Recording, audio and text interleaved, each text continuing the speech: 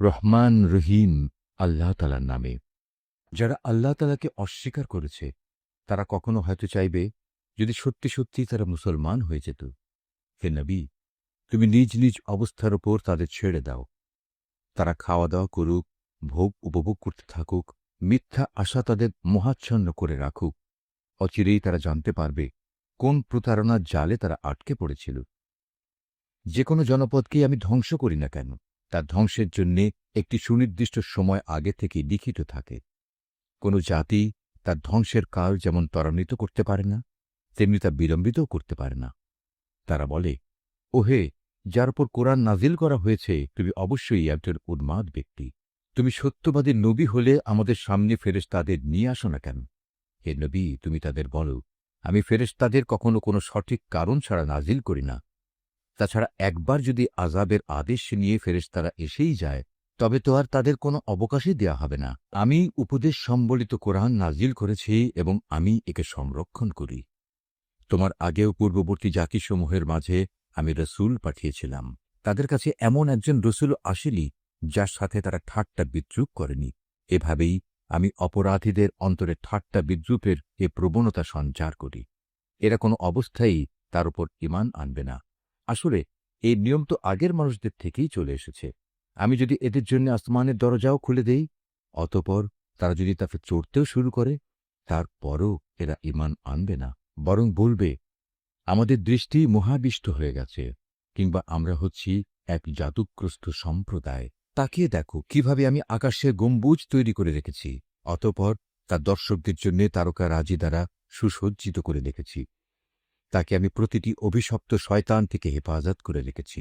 হ্যাঁ, যদি কেউ চুরি করে ফেরেশতাদের কোনো কথা শুনতে চায়, তাহলে সাথে সাথেই একটি প্রদীপ্ত উল্কা তার পেছনে ধাওয়া করে।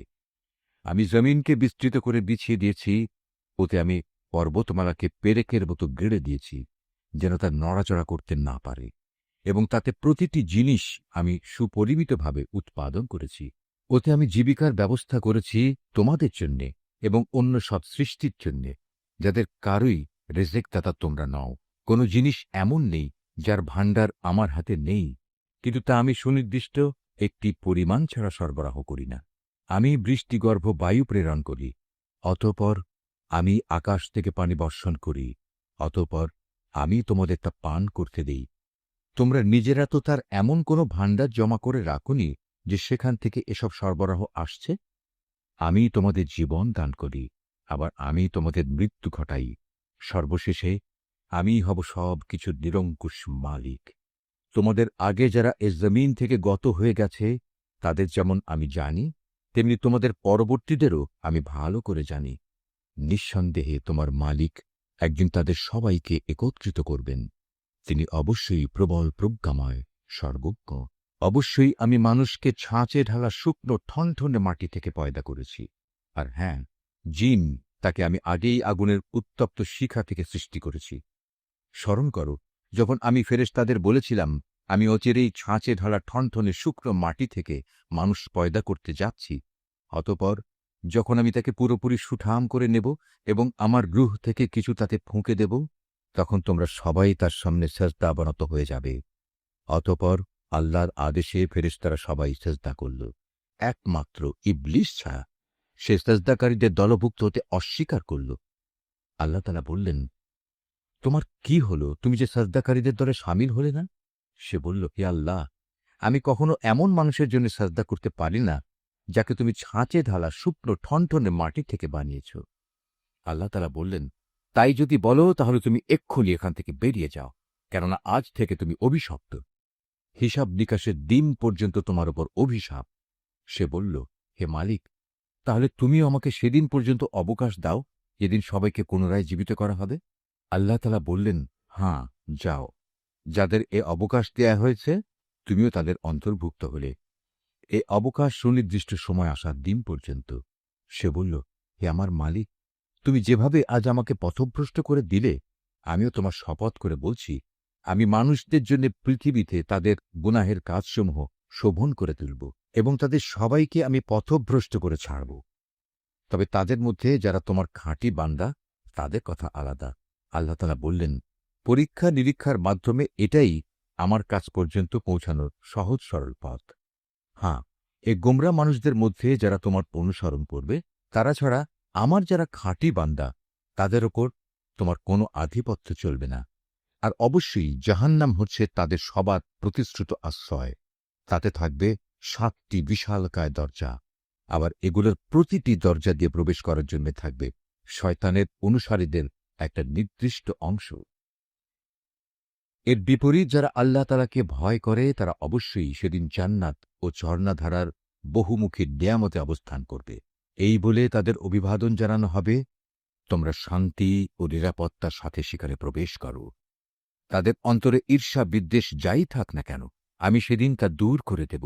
তারা একে অপরের ভাই হয়ে পরস্পরের মুখোমুখি সেখানে অবস্থান করবে।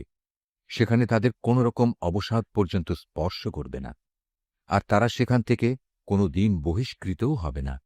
হে নবী, তুমি আমার বান্দাদের কথা বলে দাও, আমি যেমন ক্ষমাশীল ও পরম দয়ালু, তেমনি আমার আযাবও হচ্ছে অত্যন্ত কঠোর। হে নবী, তুমি তাদের ইব্রাহিমের মেহমানদের কাহিনী শোনাও। যখন তারা তার কাছে হাজির হয়ে বলল, তোমার উপর সালাম, তখন সে তাদের ভাবভঙ্গি দেখে বলল, আমরা অবশ্যই তোমাদের ব্যাপারে শঙ্কিত। ওরা বলল, না, তুমি আশঙ্কা করো না, আমরা তোমাকে এক জ্ঞানবান সন্তানের সুসংবাদ দিচ্ছি। সে বলল, তোমরা আমাকে সন্তানের সুসংবাদ দিচ্ছ, অথচ বার্ধক্যজনিত অবস্থা আমাকে স্পর্শ করে ফেলেছে। অতঃপর এ অবস্থায় তোমরা আমাকে কিসের সুসংবাদ শোনাচ্ছ? তারা বলল, হ্যাঁ, আমরা তোমাকে সঠিক সুসংবাদই দিচ্ছি। অতএব তুমি হতাশাগ্রস্তদের দলভুক্ত হও না। সে বলল, গোমরা ব্যক্তি ছাড়া আল্লাহর রহমত থেকে কে নিরাশ হতে পারে? হে আল্লাহর পাঠানো ফেরেশতারা, বলো, আমাকে এ সুসংবাদ দেয়া ছাড়া তোমাদের সামনে আর কি অভিযান রয়েছে? তারা বলল, হ্যাঁ, আমাদের এক নাফরমান জাতির বিরুদ্ধে অভিযানে পাঠানো হয়েছে, যারা অচিরেই বিনাশ হয়ে যাবে। তবে লূতের আপনজনরা বাদে আমরা সবাই আযাবের সময় তাদের সবাইকে উদ্ধার করব, কিন্তু তার স্ত্রীকে নয়। আল্লাহ তাআলা তার ব্যাপারে বলেন, আমি এই সিদ্ধান্ত নিয়েছি, সে আযাবের সময় পশ্চাৎবর্তী দলভুক্ত হয়ে থাকবে। যখন সে ফেরেশতারা লূতের পরিবার পরিজনদের কাছে এসে হাজির হল, তখন লূত বলল, আপনারা তো দেখছি অপরিচিত ধরনের লোক। তারা বলল, না, আসলে তা নয়। আমরা তাদের কাছে সে আযাবের বিষয়টা নিয়ে এসেছি, যার ব্যাপারে তারা ছিল সন্দিগ্ধ। আমরা তোমার কাছে সত্য সংবাদ নিয়ে এসেছি এবং আমরা হচ্ছি সত্যবাদী। সুতরাং তুমি রাতের কিছু অংশ থাকতে তোমার লোকজন সহ এ জনপদ থেকে বেরিয়ে পড়ো এবং তুমি নিজে তাদের পেছনে পেছনে চলতে থাকো। সাবধান, তোমাদের মধ্যে কেউ যেন পেছনে ফিরে না তাকায়। ঠিক যেদিকে যাওয়ার জন্য তোমাদের আদেশ করা হবে সেদিকেই চলতে থাকবে। ইতিমধ্যে আমি তার কাছে এ ফয়সালা পাঠিয়ে দিয়েছি যে এ জনপদের মানুষগুলোকে ভোর হতেই মূলোৎপাটিত করে দেয়া হবে। ইতিমধ্যে নগরের অধিবাসীরা উল্লসিত হয়ে লূতের কাছে এসে হাজির হল। এদের আসতে দেখে সে বলল, হে আমার দেশবাসী, এরা হচ্ছে আমার মেহমান। এদের সাথে অশালীন আচরণ করে তোমরা আমাকে অপমান করো না। তোমরা আল্লাহ তাআলাকে ভয় করো এবং আমাকে এদের সামনে হেয় করো না। তারা বলল, আমরা কি তোমাকে দুনিয়া জোড়া মানুষের মেহমানদারি করা থেকে নিষেধ করিনি? এদের উক্তি শুনে সে বলল, একান্তই যদি তোমরা কিছু কামনা বাসনা চরিতার্থ করতে চাও, তবে এখানে আমার জাতির মেয়েরা রয়েছে, এদের বিয়ে করে তোমরা নিজেদের প্রয়োজন মেটাতে পারো। আল্লাহ তাআলা বললেন, হে নবী, তোমার জীবনের শপথ করে বলছি, সেদিন এরা নিদারুণ এক নেশায় বিভোর হয়ে পড়েছিল। আল্লাহর গজবের কোনো কথাই এরা বিশ্বাস করল না। অতঃপর সূর্যোদয়ের সাথে সাথেই এক মহান আদেশে তাদের উপর আঘাত হানল। তারপর আমি নগরগুলো উল্টিয়ে দিলাম এবং ওদের ওপর পাকানো মাটির পাথরের বৃষ্টি বর্ষণ করলাম। অবশ্যই এ ঘটনার মাঝে পর্যবেক্ষণ সম্পন্ন মানুষদের জন্য শিক্ষার বহু নিদর্শন রয়েছে। ধ্বংসস্তূপের নিদর্শন হিসেবে তা আজও রাস্তার পাশে দাঁড়িয়ে আছে। অবশ্যই এর মাঝে ঈমানদারদের জন্য আল্লাহর নিদর্শন মজুদ রয়েছে। লূতের জাতির মতো আইকার অধিবাসীরাও জালেম ছিল। অতঃপর আমি তাদের কাছ থেকেও তাদের নাফরমানির প্রতিশোধ নিয়েছি। আর আজ এ উভয় জনপদই আযাবের চিহ্ন বহন করে প্রকাশ্যে রাস্তার পাশে দাঁড়িয়ে আছে। একইভাবে হেজরবাসীরাও নবীদের অস্বীকার করেছিল। আমি আমার নিদর্শনসমূহ তাদের কাছে প্রেরণ করেছিলাম, এত সত্ত্বেও তারা তা থেকে মুখ ফিরিয়ে নিয়েছিল। তারা পাহাড় কেটে কেটে নিজেদের জন্য ঘর বানাত এ আশায় যে তারা সেখানে নিশ্চিন্তে জীবন কাটাতে পারবে। অতঃপর নাফরমানির জন্যে একদিন প্রত্যুষে তাদের উপর মহান আদেশে আঘাত হানল। সুতরাং তারা জীবনভর যা কিছু কামাই করেছে আল্লাহর গজবের সামনে তা কোনোই কাজে আসেনি। জেনে রেখো, আকাশমালা, জমিন এবং এ দুইয়ের মাঝখানে যা কিছু আছে তা কোনোটাই আমি অযথা পয়দা করিনি। অবশ্যই সব কিছু শেষে একদিন কিয়ামত আসবে এবং এ সৃষ্টিলীলা ধ্বংস হয়ে যাবে। অতএব হে নবী, তুমি পরম ঔদাসীন্যের সাথে ওদের উপেক্ষা করো। নিশ্চয়ই তোমার মালিক হচ্ছেন এক মহাস্রষ্টা, মহাজ্ঞানী। অবশ্যই আমি তোমাকে 7 আয়াত বিশিষ্ট একটি সূরা দিয়েছি, যা নামাজের ভেতর ও বাইরে বারবার পঠিত হয়। আরও দিয়েছি জীবনের বিধান হিসেবে মহান গ্রন্থ কোরআন। আমি এ কাফেরদের মাঝে কিছু লোককে ভোগ বিলাসের যে উপকরণ দিয়েছি তার প্রতি তুমি কখনো তোমার দুচোখ তুলে তাকাবে না। তাদের ওপর তুমি কোনো ক্ষোভ করবে না। ওদের কথা বাদ দিয়ে বরং তুমি ঈমানদারদের দিকে ঝুঁকে থেকো। সবাইকে বলে দাও, আমি হচ্ছি জাহান্নামের সুস্পষ্ট সতর্ককারী মাত্র। যারা বিভিন্ন দলে বিভক্ত তাদের ওপরও আমি এভাবেই কেতাব নাজিল করেছিলাম। এরা হচ্ছে সেসব লোক যারা কোরআনকে টুকরো টুকরো করেছে। সুতরাং হে নবী, তোমার মালিকের শপথ, ওদের সবার কাছে আমি অবশ্যই প্রশ্ন করব সেসব বিষয়ে যা কিছু আচরণ তারা কোরআনের সাথে করত। অতএব তোমাকে যে আদেশ দেয়া হয়েছে তুমি খোলাখুলি জনসমক্ষে তা বলে দাও, এবং এর পরেও যারা আল্লাহ তাআলার সাথে শরীক করে তাদের তুমি উপেক্ষা করো। এই বিদ্রূপকারী ব্যক্তিদের মোকাবেলায় আমিই তোমার জন্য যথেষ্ট। যারা আল্লাহর সাথে অন্যকে মাবুদ বানিয়ে নিয়েছে তারা অচিরেই জানতে পারবে তারা কত গুমরাহিতে নিমজ্জিত ছিল। হে নবী, আমি একথা ভালো করেই জানি, ওরা যা কিছু বলে তাতে তোমার অন্তর সংকুচিত হয়। অতএব তুমি তোমার মালিকের প্রশংসা দ্বারা তার পবিত্রতা ঘোষণা করো এবং তুমিও সাজদাকারীদের দলে সামিল হয়ে যাও। হে নবী, যতক্ষণ পর্যন্ত তোমার কাছে নিশ্চিত মৃত্যুজনিত ঘটনা না আসবে ততক্ষণ পর্যন্ত তুমি তোমার মালিকের ইবাদত করতে থাকো।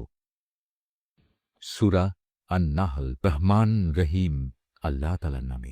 এ বুঝি আল্লাহ তাআলার আযাবের আদেশ এসে গেল। অতএব হে কাফেররা, এর জন্য তোমরা মোটেই তাড়াহুড়ো করো না। তিনি মহিমান্বিত। এ জালেম লোকেরা তার সাথে অন্যদের যেভাবে শরিক করে তিনি তার অনেক ঊর্ধ্বে। তিনি ওহী দিয়ে তাঁর আদেশ বলে তার যে বান্দার উপর চান ফেরেশতাদের পাঠান। মানুষদের সতর্ক করে দাও, আমি ছাড়া দ্বিতীয় কোনো মাবুদ নেই, অতএব তোমরা আমাকেই ভয় করো। তিনি আসমান সমূহ ও জমিনকে যথাবিধি তৈরি করেছেন। তারা যাদের তার সাথে শরিক করে তিনি তার চাইতে অনেক ঊর্ধ্বে। তিনি ক্ষুদ্র একটি শুক্র কণা থেকে যে মানুষ তৈরি করেছেন, আশ্চর্যের ব্যাপার, সে এখানে এসে স্বয়ং তার স্রষ্টার সাথেই প্রকাশ্য বিতর্ককারী বনে গেল। তিনি চতুষ্পদ জানোয়ার পয়দা করেছেন। তোমাদের জন্য ওতে শীত বস্ত্রের উপকরণ সহ আরও অনেক ধরনের উপকার রয়েছে। সর্বোপরি তাদের কিছু অংশ তোমরা তো আহারও করে থাকো। তোমরা যখন গোধূলি লগ্নে ওদের ঘরে ফিরিয়ে আনো, আবার প্রভাতে যখন ওদের চারণভূমিতে নিয়ে যাও, তখন এর মাঝে তোমাদের জন্য নয়নাভিরাম সৌন্দর্য উপকরণ থাকে। তোমাদের পণ্য সামগ্রীর বোঝাও তারা এমন দূর দূরান্তের শহরে বন্দরে নিয়ে যায় যেখানে প্রাণান্তকর কষ্টবিধি রেখে তোমরা কোনো দিনই সেসব পণ্য নিয়ে পৌঁছতে পারতে না। অবশ্যই তোমাদের মালিক তোমাদের উপর স্নেহপরায়ণ ও পরম দয়ালু। তিনি ঘোড়া, খচ্চর ও গাধা সৃষ্টি করেছেন যাতে তোমরা আরোহণ করো। এছাড়া তাতে শোভাবর্ধনের ব্যবস্থা রয়েছে। তিনি আরও এমন অনেক ধরনের জন্তু জানোয়ার পয়দা করেছেন যার পরিমাণ ও উপযোগিতা সম্পর্কে তোমরা এখনও পর্যন্ত কিছুই জানো না। আল্লাহ তাআলার উপরে নির্ভর করে মানুষদের সরল পথ নির্দেশ করো। বিশেষ করে যেখানে অন্য পথের মধ্যে কিছু বাঁকা পথও রয়েছে, তিনি যদি চাইতেন তাহলে তিনি সবাইকেই সরল পথে পরিচালিত করতে পারতেন। তিনি আসমান থেকে তোমাদের জন্য পানি বর্ষণ করেন। তার কিছু অংশ হচ্ছে পান করার, আর কিছু অংশ এমন সেখানে তা দ্বারা গাছপালা জন্মায় যাকে তোমরা জন্তু জানোয়ারদের প্রতিপালন করো। সে পানি দ্বারা তিনি তোমাদের জন্য শস্য উৎপাদন করেন। জাইতুন, খেজুর ও আঙুর সহ সব ধরনের ফল জন্মান। অবশ্যই এর মাঝে চিন্তাশীল সম্প্রদায়ের জন্য অনেক নিদর্শন রয়েছে। তিনি তোমাদের সুবিধার জন্য রাত, দিন ও চাঁদ সুরুজকে নিয়ন্ত্রিত করে দিয়েছেন। নক্ষত্র রাজিও তাঁর আদেশে নিয়ন্ত্রণাধীন রয়েছে। অবশ্যই এর মাঝে তাদের জন্য প্রচুর নিদর্শন রয়েছে যারা বোধ শক্তি সম্পন্ন। রং বেরঙের আরও অনেক বস্তুও তিনি তোমাদের নিয়ন্ত্রণাধীন করেছেন। যা পৃথিবীর বুকে তিনি তোমাদের জন্য সৃষ্টি করে রেখেছেন।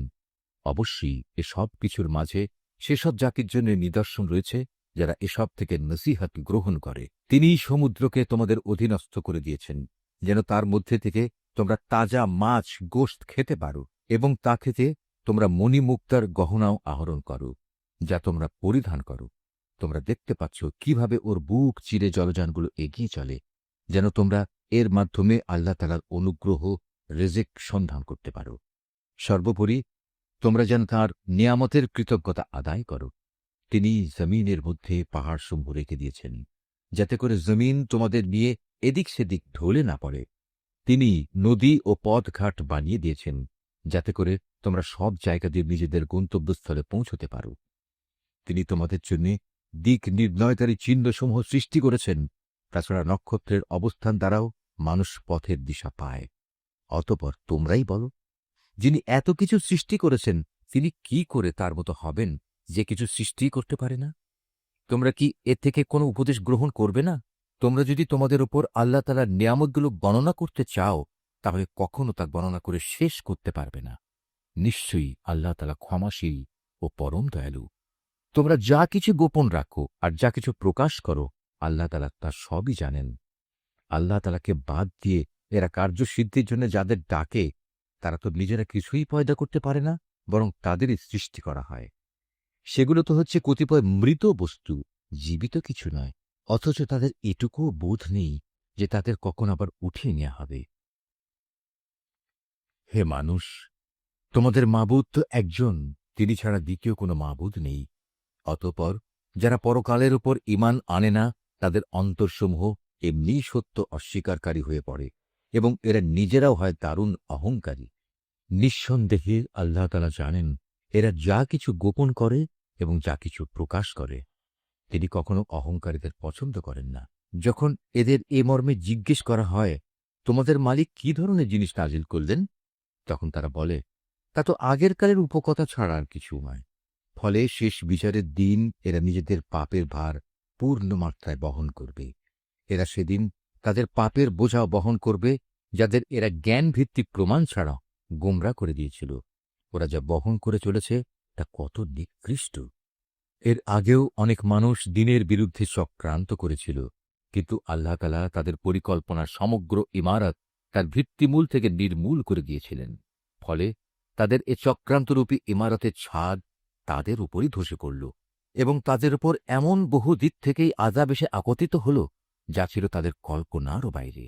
কিয়ামতের দিন আল্লাহ তাআলা ওদের আরও বেশি পরিমাণে লাঞ্ছিত করবেন। তিনি তাদের জিজ্ঞেস করবেন, কোথায় আমার সেসব শরীক যাদের ব্যাপারে তোমরা মানুষদের সাথে বাকবিতণ্ডা করতে? যাদের সঠিক জ্ঞান দেয়া হয়েছিল তারা সেদিন বলবে, অবশ্যই যাবতীয় অপমান, লাঞ্ছনা ও অকল্যাণ আজ কাফেরদের জন্য। এরা হচ্ছে তারা ফেরেশতারা যাদের মৃত্যু ঘটায়, তা ঘটায় এমন অবস্থায় যখন তারা নিজেদের উপর জুলুম করতে থাকে। অতঃপর তারা উপায়ন্তর না দেখে আত্মসমর্পণ করে এবং বলে, আমরা তো কোনো মন্দ কাজ করতাম না। ফেরেশতারা বলবে, হাঁ, তোমরা যা কিছু করতে আল্লাহ তাআলা সে সম্পর্কে সম্যক অবহিত রয়েছেন। সুতরাং আজ জাহান্নামের দরজাসমূহ দিয়ে তোমরা আগুনে প্রবেশ করো, সেখানে তোমরা চিরদিন থাকবে। অহংকারীদের আবাসস্থল কত নিকৃষ্ট। অপরদিকে পরহেজগার ব্যক্তিদের বলা হবে, তোমাদের মালিক তোমাদের জন্য কি নাজিল করেছেন? তারা বলবে, হাঁ, এ হচ্ছে মহাকল্যাণ। যারা নেক কাজ করে তাদের জন্য এ দুনিয়ায়ও কল্যাণ রয়েছে, আর পরকালের ঘর তো হচ্ছে আরো উৎকৃষ্ট কল্যাণ। পরহেজগার ব্যক্তিদের এ আবাস কত সুন্দর। চিরস্থায়ী এক জান্নাত যাতে তারা প্রবেশ করবে, যার পাদদেশে ঝর্ণাধারা প্রবাহিত হবে। উপরন্তু সেখানে তারা যা কিছুই কামনা করবে তাই তাদের জন্য সরবরাহের ব্যবস্থা থাকবে। এভাবেই আল্লাহ তাআলা পরহেজগার ব্যক্তিদের তাদের নেক কাজের প্রতিফল দান করবেন। এরা হচ্ছে তারা ফেরেশতারা যাদের পবিত্র অবস্থায় মৃত্যু ঘটাবে। তারা তাদের উদ্দেশ্যে বলবে, তোমাদের উপর শান্তি বর্ষিত হোক। দুনিয়ায় তোমরা যে আমল করতে তারই কারণে আজ তোমরা জান্নাতে প্রবেশ করো। হে নবী, তুমি কি মনে করো ওরা শুধু এজন্যই অপেক্ষা করছে যে তাদের কাছে একদিন ফেরেশতা নাজিল হবে, কিংবা তোমার মালিকের পক্ষ থেকে কোনো আযাবের হুকুম আসবে? এদের আগে যারা এসেছিল তারা এমনটিই করেছে। এদের ওপর আযাব পাঠিয়ে আল্লাহ তাআলা কোনো জুলুম করেননি, বরং তারা নিজেরাই নিজেদের ওপর জুলুম করেছে। পরিশেষে তাদের ওপর তাদের মন্দ কাজের শাস্তি আপতিত হল। একসময় সে আযাব তাদের পরিবেষ্টন করে নিল, যা নিয়ে তারা হামেশা ঠাট্টা বিদ্রূপ করে বেড়াত। মুশরিকরা বলে, যদি আল্লাহ তাআলা চাইতেন তাহলে আমরা তো তাঁকে বাদ দিয়ে অন্য কিছুর ইবাদত করতাম না, না আমাদের বাপদাদারা অন্য কারো ইবাদত করত, আমরা তাঁর অনুমতি ছাড়া কোনো জিনিস হারামও করতাম না। একই ধরনের কাজ তাদের পূর্ববর্তী লোকেরাও করেছে। আসলে রসুলদের ওপর সুস্পষ্ট বাণী পৌঁছে দেওয়া ছাড়া আর কোনো অতিরিক্ত দায়িত্ব কি আছে? আমি অবশ্যই প্রত্যেক জাতির কাছে রসুল পাঠিয়েছি, যাতে করে তাদের কাছে সে বলতে পারে, তোমরা এক আল্লাহ তাআলার ইবাদত করো এবং নাফরমান শক্তিসমূহকে বর্জন করো।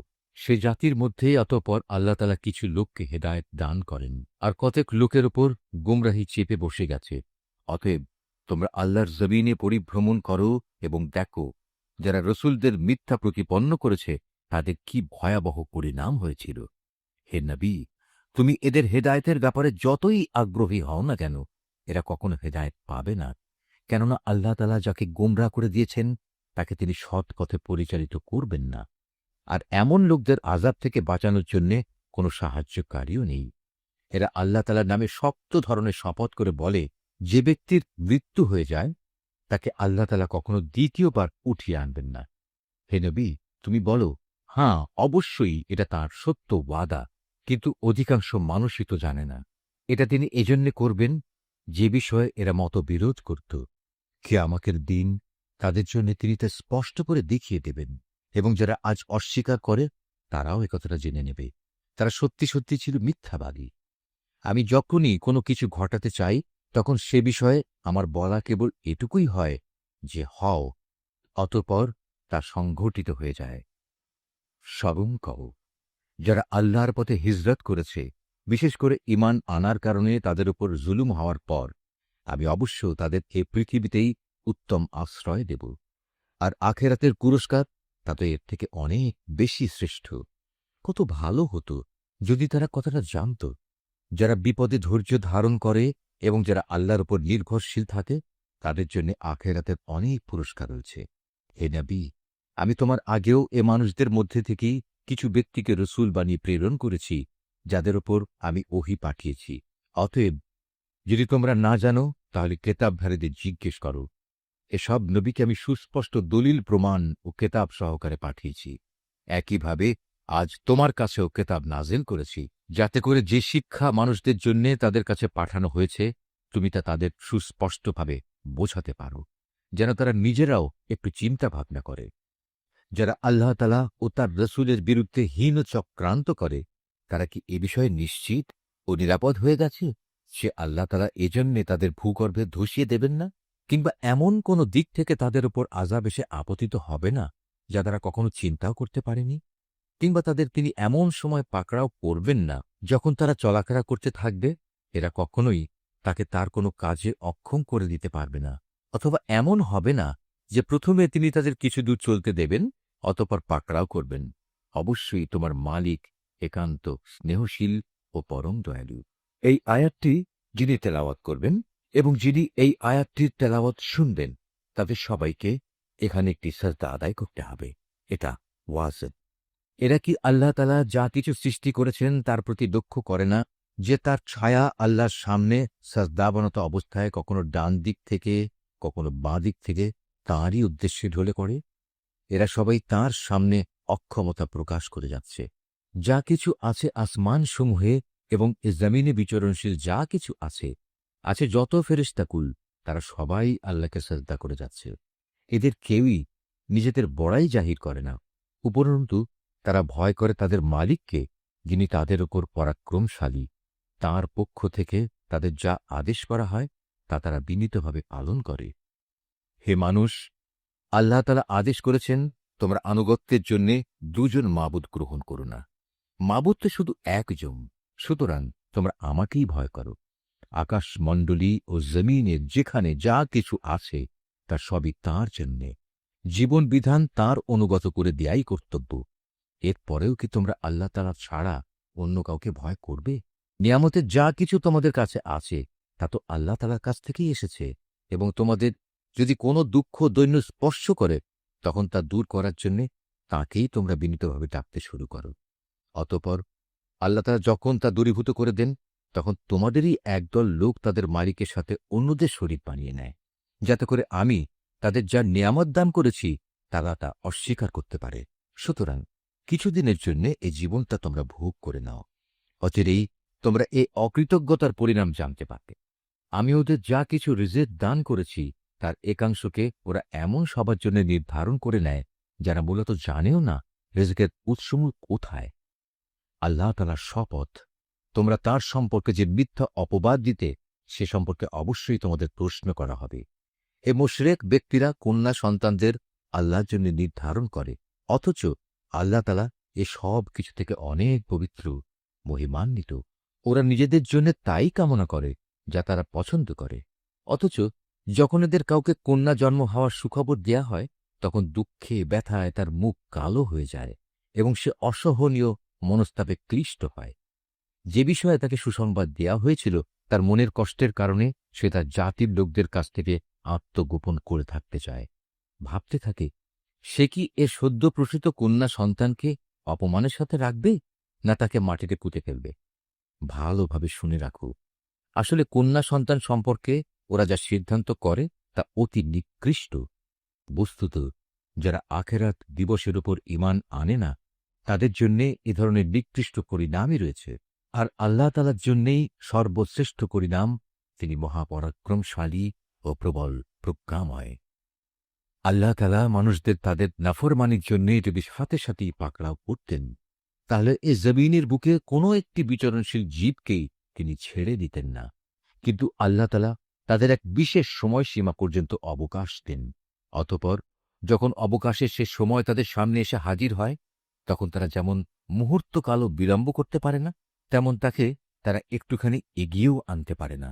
এরা আল্লাহ তাআলার জন্যে সে বিষয়টি প্রস্তাব করে যা স্বয়ং তারা নিজেদের জন্য পছন্দ করে না।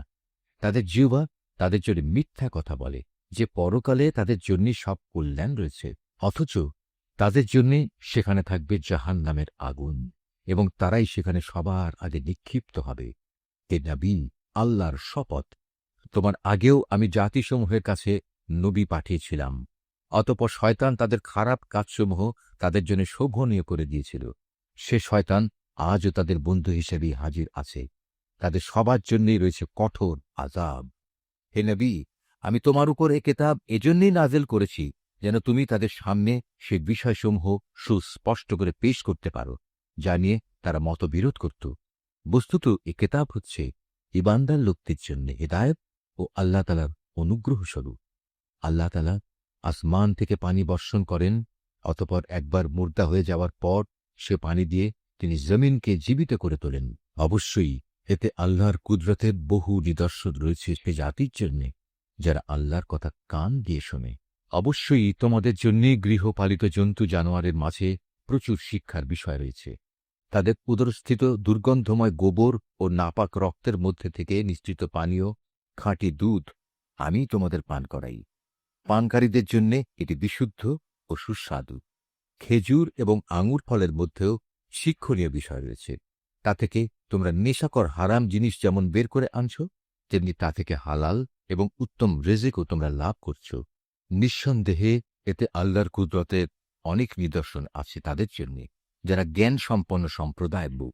তোমার মালিক মৌমাছিকে এ নির্দেশ দিয়েছেন, পাহাড়ের গায়ে গাছের ডালে এবং অন্য কিছুর উপর যা তোমরা বানাও তার উপর নিজেদের থাকার জায়গা নির্মাণ করো, অতঃপর প্রত্যেক ফল থেকে রস আহরণ করে তা খেতে থাকো।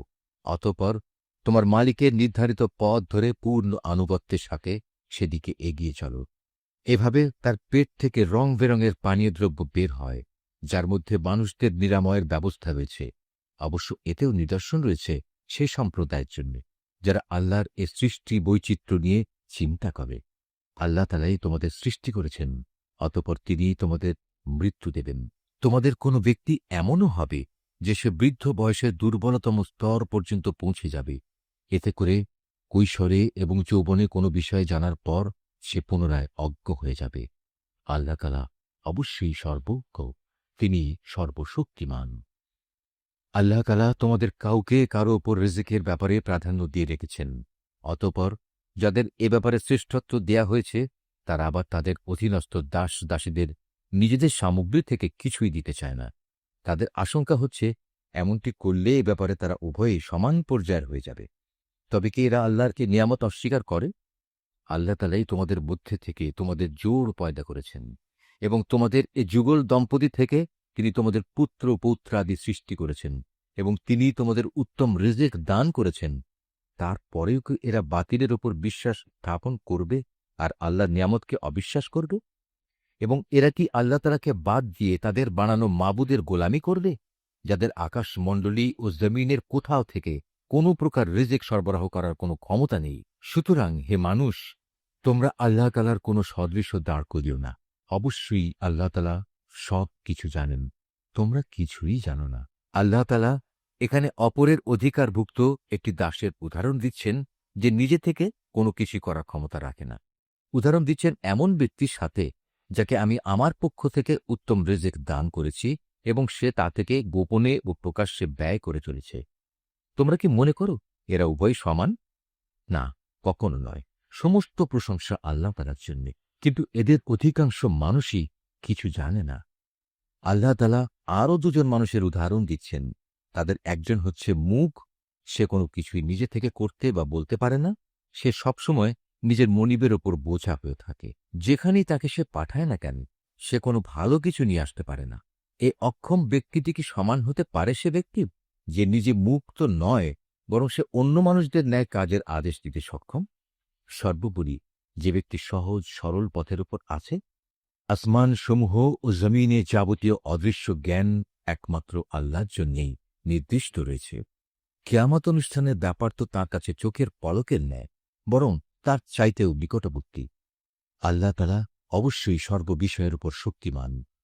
আল্লাহ তাআলা তোমাদের মায়ের পেট থেকে এমন এক অবস্থায় বের করে এনেছেন যে তোমরা তার কিছুই জানতে না। অতঃপর তিনি তোমাদের কান, চোখ ও দিল দিয়েছেন যাতে করে তোমরা শুকর আদায় করতে পারো। এরা কি পাখিটির দিকে তাকিয়ে দেখে না যে আকাশের শূন্য গর্ভে সহজে বিচরণ করছে? আল্লাহ তাআলা ছাড়া এমন কে আছে যিনি এদের শূন্যের মাঝে স্থির করে ধরে রাখেন? অবশ্যই এর নিপুণ ব্যবস্থাপনার মাঝে ঈমানদার সম্প্রদায়ের জন্য অনেক নিদর্শন রয়েছে। আল্লাহ তাআলাই তোমাদের জন্য তোমাদের ঘরগুলোকে শান্তির লীড় বানিয়েছেন। তিনি তোমাদের জন্য পশুর চামড়া দিয়ে তাঁবুর হালকা ঘর বানাবার ব্যবস্থা করেছেন, যাতে তোমরা ভ্রমণের দিনে তা সহজভাবে বহন করে নিতে পারো। আবার কোথাও অবস্থান নেয়ার সময়ও তা ব্যবহার করতে পারো। ওদের পশম, ওদের লোম, ওদের কেশ থেকে তিনি একটি নির্দিষ্ট মেয়াদের জন্য তোমাদের অনেক ব্যবহার উপযোগী সামগ্রী বানাবার ব্যবস্থা করে দিয়েছেন। আল্লাহ তাআলা যা কিছু সৃষ্টি করেছেন তা থেকে তিনি তোমাদের জন্য ছায়ার ব্যবস্থা করে দিয়েছেন। তিনি তোমাদের জন্য পাহাড়ের মাঝে আশ্রয়ের ব্যবস্থা করেছেন। তিনি আরও ব্যবস্থা করেছেন তোমাদের জন্য পরিধেয় বস্ত্রে, যা তোমাদের প্রচণ্ড তাপ থেকে রক্ষা করে। আরও ব্যবস্থা করেছেন এমন পরিধেয় সমূহের যা তোমাদেরকে তোমাদের সমস্যা সংকট থেকে বাঁচিয়ে রাখে। এভাবেই তিনি তোমাদের উপর তার নিয়ামতসমূহ পূর্ণ করে দেন, যাতে করে তোমরা তার অনুগত বান্দা হতে পারো। যদি তারা সত্য থেকে মুখ ফিরিয়ে নেয়, তবে তুমি জেনে রেখো তাদের কাছে সুস্পষ্ট বক্তব্য পৌঁছে দেওয়া ছাড়া তোমার আর কোনোই দায়িত্ব নেই। এসব লোকেরা আল্লাহ তাআলার নিয়ামত ভালো করেই চেনে, কিন্তু এ সত্ত্বেও তারা তা অস্বীকার করে। আসলে ওদের অধিকাংশ মানুষই হচ্ছে অকৃতজ্ঞ। স্মরণ করো যেদিন আমি প্রতিটি সম্প্রদায়ের মধ্যে থেকে এক একজন সাক্ষী দাঁড় করিয়ে দেব। অতঃপর কাফেরদের কোন রকম কৈফিয়ত দেওয়ার অনুমতি দেয়া হবে না, না তাদের সেদিন আল্লাহ সন্তুষ্টির জন্য কোনো সুযোগ দেয়া হবে। সেদিন যখন জালেমরা আযাব দেখতে পাবে তখন ভীষণ চিৎকার করে তা থেকে বাঁচার চেষ্টা করবে, কিন্তু কোনো চিৎকারেই তাদের ওপর থেকে শাস্তি লঘু করা হবে না, না এ ব্যাপারে তাদের কোন রকম অবকাশ দেয়া হবে। মুশরিক ব্যক্তিরা যাদের আল্লাহর সাথে শরিক করেছিল, সেদিন যখন তারা সেসব লোকদের দেখবে তখন বলবে, হে আমাদের মালিক, এরাই তো সেসব লোক যাদের আমরা তোমার বদলে ডাকতাম। অতঃপর সে শরিক কিংবা মুশরিক ব্যক্তিরা উল্টো তাদের ওপরেই অভিযোগ নিক্ষেপ করে বলবে, না, আসলে তোমরাই হচ্ছে মিথ্যাবাদী। তখন এ মুশরিক ব্যক্তিরা আল্লাহর কাছে আত্মসমর্পণ করবে। যা কিছু কথা তারা উদ্ভাবন করত সেদিন তা নিষ্ফল হয়ে যাবে। যারা কুফরি করেছে এবং অন্য মানুষদেরও আল্লাহর পথ থেকে বাধা দিয়েছে, আমি সেদিন তাদের আযাবের উপর আযাব বৃদ্ধি করব। এটা হচ্ছে তাদের সেই অশান্তি ও ফাসাদের শাস্তি যা তারা দুনিয়ায় করে এসেছে। সেদিনের কথা স্মরণ করো, যেদিন আমি প্রত্যেক সম্প্রদায়ের মধ্যে স্বয়ং তাদেরই মধ্যে থেকে তাদের উপর একজন সাক্ষী উত্থিত করব, এবং এ লোকদের ওপর আমি তোমাকেও সাক্ষীরূপে নিয়ে আসব। আমি তোমার উপর কেতাব নাজিল করেছি। মুসলমানদের জন্য এ কেতাব হচ্ছে দিন সম্পর্কিত সব কিছুর ব্যাখ্যা, আল্লাহর হেদায়েত ও মুসলমানদের জন্য জান্নাতের সুসংবাদ স্বরূপ। অবশ্যই আল্লাহ তাআলা ন্যায়পরায়ণতা, সদাচরণ ও আত্মীয় স্বজনকে দান করার নির্দেশ দেন, এবং তিনি অশ্লীলতা, অসৎ কাজকর্ম ও সীমা লঙ্ঘনজনিত সব কাজ থেকে নিষেধ করেন। তিনি তোমাদের এগুলো মেনে চলার উপদেশ দেন যাতে করে তোমরা এ থেকে শিক্ষা গ্রহণ করতে পারো। যখন তোমরা নিজেদের মধ্যে আল্লাহর নামে কোনো অঙ্গীকার করো, তখন তা পূর্ণ করো, এবং একবার এ শপথকে পাকাপোক্ত করে নেয়ার পর তা ভঙ্গ করো না, কেননা এ শপথের জন্যে তোমরা আল্লাহকে সাক্ষী করেছ। অবশ্যই আল্লাহ তাআলা জানেন তোমরা কখন কোথায় কি করো। তোমরা কখনো সেই নারীর মতো হয়েও না যে অনেক পরিশ্রম করে নিজের জন্য কিছু সুতা কাটল, কিন্তু পরে তা নিজেই টুকরো টুকরো করে ছেড়ে ফেলল। তোমরা তো তোমাদের পারস্পরিক ব্যাপারে নিজেদের শপথগুলো ধোঁকা ও প্রবঞ্চনার উদ্দেশ্যে ব্যবহার করো, যাতে করে তোমাদের একদল আরেক দল থেকে অগ্রগামী হয়ে যেতে পারে। আসলে আল্লাহ তাআলার এ বিষয়টি দিয়ে তোমাদের পরীক্ষা নেন মাত্র। তাছাড়া তোমরা যেসব বিষয়ে মতবিরোধ করছ, কিয়ামতের দিন অবশ্যই তিনি তা সবার সামনে প্রকাশ করে দেবেন। আল্লাহ তাআলা যদি চাইতেন তাহলে তোমাদের সবাইকে এক জাতি বানিয়ে দিতে পারতেন। তিনি যাকে ইচ্ছা তাকে বিভ্রান্ত করেন, আবার যাকে ইচ্ছা তাকে সৎপথে পরিচালিত করেন। তোমরা কি করতে সে সম্পর্কে তোমাদের অবশ্যই প্রশ্ন করা হবে। তোমরা তোমাদের শপথগুলো পরস্পরকে প্রবঞ্চনা করার উদ্দেশ্যে ব্যবহার করো না। এমন করলে মানুষের পা একবার স্থির হওয়ার পর পুনরায় পিছলে পড়ে যাবে, এবং আল্লাহর পথ থেকে মানুষদের বাধা দেওয়ার কারণে এ দুনিয়ায়ও তোমাদের শাস্তির স্বাদ গ্রহণ করতে হবে, এবং আখেরাতেও তোমাদের জন্য থাকবে কঠোর আযাব। তোমরা আল্লাহর নামে অঙ্গীকারকে দুনিয়ার সামান্য স্বার্থের বিনিময়ে বিক্রি করে দিও না। সততা ও বিশ্বস্ততার পুরস্কার যা আল্লাহর কাছে আছে তা তোমাদের জন্য অনেক উত্তম। যদি তোমরা জানতে, যা কিছু সহায় সম্পদ তোমাদের কাছে আছে তা একদিন নিঃশেষ হয়ে যাবে, অপরদিকে আল্লাহর কাছে এর যার বিনিময় আছে তা হামেশাই বাকি থাকবে। সে আশায় যারা ধৈর্য ধারণ করেছে এবং ভালো কাজ করেছে, নিশ্চয়ই আল্লাহ তাআলা তাদের সেসব কর্মের শ্রেষ্ঠ পুরস্কার দেবেন। তোমাদের পুরুষ কিংবা নারীর মধ্যে যে ব্যক্তি কোনো নেক কাজ করবে এমতাবস্থায় যে সে হবে যথার্থ মোমেন, তাহলে অবশ্যই তাকে আমি দুনিয়ার বুকে পবিত্র জীবন যাপন করাব, এবং আখিরাতের জীবনেও তাদের দুনিয়ার জীবনের কার্যক্রমের অবশ্যই উত্তম বিনিময় দান করব। অতঃপর তোমরা যখন কোরআন পড়তে শুরু করবে, তখন বিতাড়িত শয়তানের ওয়াসওয়াসা থেকে আল্লাহর কাছে আশ্রয় চাও। যারা আল্লাহর উপর ঈমান আনে এবং যাবতীয় কার্যকলাপে তাদের মালিকের উপর ভরসা করে, তাদের উপর শয়তানের কোনোই আধিপত্য নেই।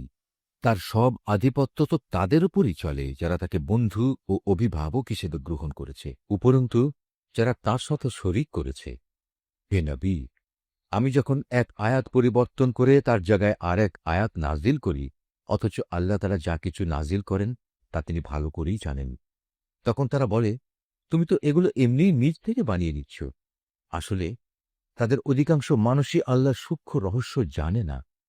তুমি তাদের বলো, হাঁ, এ কোরআনকে জিব্রাইল ফেরেশতা তোমার মালিকের কাছ থেকে ঠিকভাবেই নাজিল করেছে, যাতে করে যারা আল্লাহর উপর ঈমান এনেছে তাদের তিনি সুদৃঢ় ভিত্তির উপর প্রতিষ্ঠিত করতে পারেন। সর্বোপরি এটা যেন হয় অনুগত বান্দাদের পথনির্দেশ ও জান্নাতের সুসংবাদবাহী। নবী, আমি ভালো করেই জানি এরা তোমার ব্যাপারে কি বলে। এরা বলে, এ কোরআন তো একজন মানুষ এসে এ ব্যক্তিকে পড়িয়ে দিয়ে যায়, অথচ যে ব্যক্তিটির দিকে এরা ইঙ্গিত করে তার ভাষা আরবি নয়, আর এ কোরআন হচ্ছে সুস্পষ্ট আরবি ভাষা। আসল কথা হচ্ছে, যারা আল্লাহর আয়াতসমূহে বিশ্বাস করে না, আল্লাহ তাআলাও তাদের সঠিক পথে পরিচালিত করেন না, আর তাদের জন্যই মর্মান্তিক আযাব রয়েছে। নিজের পক্ষ থেকে কথা বানানো কখনো নবীর কাজ হতে পারে না, বরং এটা হচ্ছে তাদের কাজ যারা আল্লাহর আয়াতের উপর ঈমান আনে না। আসলে এরাই হচ্ছে মিথ্যাবাদী। যে ব্যক্তি একবার ঈমান আনার পর কুফরি করে, যদি তাকে কুফরি বাক্য উচ্চারণ করতে বাধ্য করা হয়, অথচ তার অন্তর ঈমানের উপরই সন্তুষ্ট থাকে, তাহলে আল্লাহ তাআলা তা হয়তো মাফ করে দেবেন। কিন্তু যে তার অন্তরকে কুফরির জন্য সদা উন্মুক্ত করে রাখে, তাদের ওপর আল্লাহর গজব, তাদের জন্যেই রয়েছে মর্মন্তুদ শাস্তি। এটা এজন্যে যে তারা দুনিয়ার জীবনকে পরকালীন জীবনের উপর প্রাধান্য দিয়েছে। আল্লাহ তাআলা কখনো কাফের সম্প্রদায়কে হেদায়েত দান করেন না। এরাই হচ্ছে সেসব লোক যাদের অন্তরে, যাদের কানে ও যাদের চোখের উপর আল্লাহ তাআলা সিল এঁটে দিয়েছেন। আসলে এরা সবাই ভয়াবহ আযাব সম্পর্কে গাফেল। নিশ্চয়ই ওরা পরলোকে ভীষণ ক্ষতিগ্রস্ত হবে। এর বিপরীত যারা ঈমানের পথে নির্যাতিত হওয়ার পর হিজরত করে, অতঃপর আল্লাহর পথে জিহাদ করে এবং বিপদে ধৈর্য ধারণ করে, হে নবী, অবশ্যই তোমার মালিক এ পরীক্ষার পর তাদের প্রতি ক্ষমাশীল ও পরম দয়ালু হবেন। স্মরণ করো যেদিন প্রত্যেক ব্যক্তি আত্মপক্ষ সমর্থনে যুক্তি প্রদর্শন করতে এগিয়ে আসবে। প্রত্যেক ব্যক্তিকেই কানাকড়ি হিসাব করে তার কৃতকর্মের প্রতিফল আদায় করে দেয়া হবে এবং তাদের কারো ওপর কোন রকম অবিচার করা হবে না। আল্লাহ তাআলা এমন একটি জনপদের উদাহরণ তোমাদের সামনে উপস্থাপন করছেন, যা ছিল নিরাপদ ও নিশ্চিন্ত। সেখানে চারদিক থেকে তাদের কাছে প্রচুর পরিমাণ রেজেক আসত। অতঃপর এক পর্যায়ে তারা আল্লাহর নিয়ামত অস্বীকার করল। ফলে তারা যে আচরণ করে বেড়াত, তার শাস্তি হিসেবে আল্লাহ তাআলা তাদের ক্ষুধা ও ভীতির পোশাক পরিয়ে তাদের শাস্তি দিলেন। অবশ্যই তাদের কাছে তাদেরই মধ্যে থেকে একজন রসূল এসেছিল, কিন্তু তারা তাকে অস্বীকার করল। পরিশেষে আল্লাহর আযাব তাদের জুলুম করা অবস্থায় পাকড়াও করল। আল্লাহ তাআলা তোমাদের জন্য যা কিছু পবিত্র ও হালাল রিজিক দিয়েছেন, তোমরা তা আহার করো। যদি তোমরা সত্যি একান্তভাবে তাঁরই গোলামি করো, তাহলে এজন্যে আল্লাহ তাআলার নিয়ামতের কৃতজ্ঞতা জ্ঞাপন করো। তোমাদের জিহ্বা আল্লাহ তাআলার উপর মিথ্যা আরোপ করে বলেই কখনো একথা বলো না যে এটা হালাল ও এটা হারাম। জেনে রেখো, যারাই আল্লাহর উপর মিথ্যা আরোপ করো, তারা কখনোই সাফল্য লাভ করতে পারবে না। তাদের জন্য এটা পার্থিব জীবনের সামান্য কিছু সামগ্রী মাত্র। পরকালে তাদের জন্য রয়েছে কঠোর আযাব। হে নবী, ইহুদীদের ওপর আমি সেসব কিছু হারাম করেছি যা ইতিপূর্বে আমি তোমার কাছে বর্ণনা করেছি। এগুলো হারাম করে আমি তাদের ওপর কোনো অবিচার করিনি, বরং তারা আমার আদেশ না মেনে নিজেরাই নিজেদের ওপর অবিচার করেছে। অতঃপর অবশ্যই তোমার মালিক তাদের ওপর দয়া করেছেন, যারা অজ্ঞতাবশত কোনো গুনাহের কাজ করল, অতঃপর অন্যায় বুঝতে পেরে তওবা করল এবং তওবার পর নিজেদের সংশোধনও করে নিল। হে নবী, তোমার মালিক অবশ্যই এরপর তাদের জন্য হবেন ক্ষমাশীল ও পরম দয়ালু। নিশ্চয়ই ইব্রাহিম ছিল একটি উম্মতের সমমর্যাদাবান। সে ছিল আল্লাহর একান্ত অনুগত ও একনিষ্ঠ বান্দা। সে কখনো মুশরিকদের অন্তর্ভুক্ত ছিল না। সে ছিল আল্লাহ তাআলার নিয়ামতের প্রতি কৃতজ্ঞ। আল্লাহ তাআলা তাকে নবুয়তের জন্য বাছাই করেছেন এবং তাকে তিনি সরল পথে পরিচালিত করেছেন। আমি তাকে দুনিয়াতেও প্রচুর কল্যাণ দান করেছি, আর পরকালেও সে নিঃসন্দেহে নেক মানুষদের অন্তর্ভুক্ত হবে। অতঃপর হে নবী, আমি তোমার উপর ওহী পাঠালাম যে তুমি একনিষ্ঠভাবে ইব্রাহিমের মিল্লাত অনুসরণ করো, আর সে কখনো মুশরিকদের দলভুক্ত ছিল না। শনিবার পালন করা তো কেবল তাদের জন্যই বাধ্যতামূলক করা হয়েছিল, যারা এ বিষয়টি নিয়ে অযথা মতবিরোধ করেছে। অবশ্যই তোমার মালিক কিয়ামতের দিন তাদের মাঝে সেসব বিষয়ে মীমাংসা করে দেবেন, যেসব বিষয়ে সেখানে তারা মতবিরোধ করত। হে নবী, তুমি তোমার মালিকের পথে মানুষদের প্রজ্ঞা ও সদুপদেশ দ্বারা আহ্বান করো। কখনো তর্কে যেতে হলে তুমি এমন এক পদ্ধতিতে যুক্তিতর্ক করো যা সব চাইতে উৎকৃষ্ট পন্থা। তোমার মালিক এটা ভালো করেই জানেন কে তার পথ থেকে বিপদগামী হয়ে গেছে, আবার যে ব্যক্তি হেদায়েতের পথে রয়েছে তিনি তার সম্পর্কেও সবিশেষ অবহিত আছেন। যদি তোমরা কাউকে শাস্তি দাও, তাহলে ঠিক ততটুকু শাস্তি দেবে যতটুকু অন্যায় তোমাদের সাথে করা হয়েছে। অবশ্য যদি তোমরা ধৈর্য ধারণ করো, তাহলে জেনে রেখো, ধৈর্যশীলদের জন্য তাই হচ্ছে উত্তম। হে নবী, তুমি নির্যাতন নিপীড়নে ধৈর্য ধারণ করো। তোমার ধৈর্য সম্ভব হবে শুধু আল্লাহ তাআলার সাহায্য দিয়েই। এদের আচরণের ওপর দুঃখ করো না। এরা যেসব ষড়যন্ত্র করে চলেছে তাতে তুমি মনক্ষুণ্ণ হও না। অবশ্যই আল্লাহ তাআলা তাদের সাথে রয়েছেন যারা জীবনের সর্বত্র আল্লাহ তাআলাকে ভয় করে চলে, সর্বোপরি তারা হবে সৎ কর্মশীল। নিশ্চয়ই আল্লাহ যা বলেছেন সত্য বলেছেন।